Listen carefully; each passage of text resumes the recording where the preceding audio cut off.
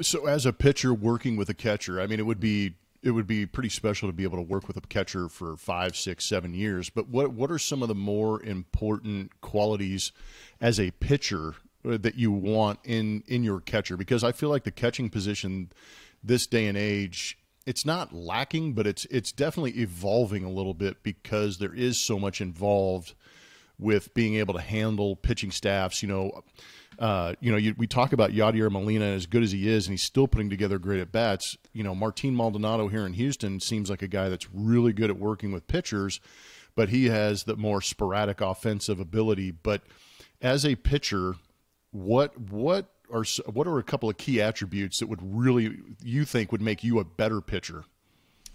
Yeah, I mean, that's Blummer, an incredible question. I don't know if we've ever talked about this at this kind of level, the depth of what, pitchers are selfish, I mean, I think we talk about what's successful in, we're all a little bit selfish as athletes, but to have the most success, I'd rather have a guy, and I think you've seen this with like Gary Sanchez. I can think of a couple other guys that, he might endear himself to the team because he's 3 for 4 with 2 bombs. But, man, if he can't block a ball in the dirt and he lets in, a couple runs with a wild pitch here or a pass ball here, I mean, I wanted great defense and I wanted a catcher who, that you had the utmost confidence in that if the mistake happened, it was going to be on you. Meaning, if I threw a 50-foot slider, then that's on me. But if I threw a good 0-2 slider that's, near the plate, I expect it to, be blocked. So I just wanted, in a simple way, I just wanted to have the utmost confidence that my catcher was prepared and that he was going to do everything he could to keep me on point and then, doing my job. So nothing like, we talked about this before, the mental part of all of these sports, when you get to the tip of the spear, the mental part is the key. And, you can see it sometimes. You and I have talked about this or texted about it when the pitcher doesn't have confidence in what the catcher's throwing. Or, you guys will even make comments. Most announcers are tuned in. TK will be, uh-oh, he shook him off twice. Oh, there's a visit. Like, he goes out to visit. Like, and, the more crucial the situation, the more high leverage inning, obviously, the more important it is for them to be on the same page. But, and we've seen Bull Durham, right? Like, all right, he's shaking me off. He's shaking me off. All right. Oh boy. When you speak of me, speak well, right? Like it's so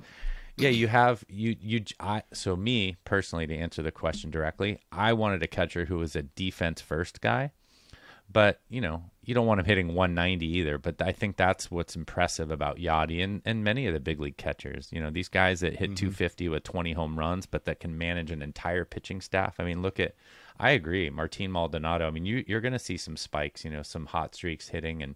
But when you look at, a guy who can manage Verlander and Cole and Greinke, and I mean, these are a lot of them very type A or at least confident pitchers, at the highest level.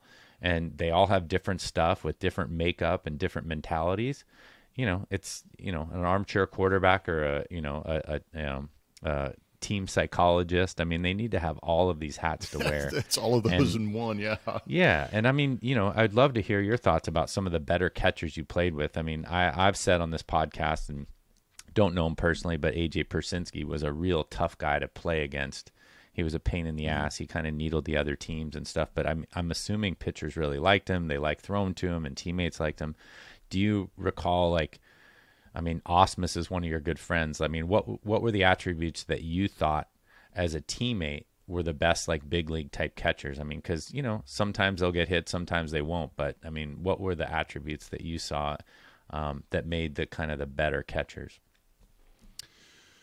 They were defense first, but they were also pitcher first, and that's probably one of the most fun things when I'm sitting in the booth. And I think you've actually texted me a couple of times when pitchers have been going well and how just the rhythm of the game just seems so natural and so pure when the pitcher is working well with the catcher. And you can see it on other teams too when the guy is just dialed in, pumping strikes, not shaking.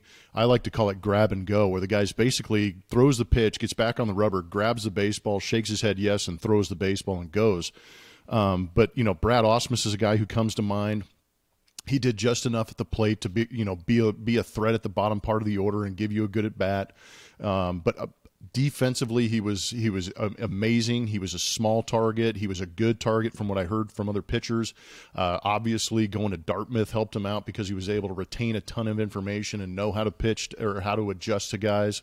I like the catchers who do the homework, have the game plan, step in behind the plate, and recognize what the pitcher has that is working that day, and then watches the hitter. I absolutely love it when I see a catcher put down a sign, get a pitch, and recognize a swing or a take even, or how a guy maybe was off balance a little bit on a pitch and goes, oh, hey, there's something going on here. I think we might have a little bit of a spot to go attack this guy.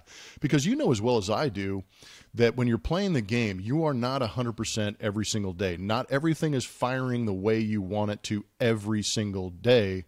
And if you can get a catcher who can adapt and adjust and convince the pitcher to make those adjustments, I think that's what kind of separates some of those guys and goes next level a little bit and enhances what is currently happening in the game at that moment.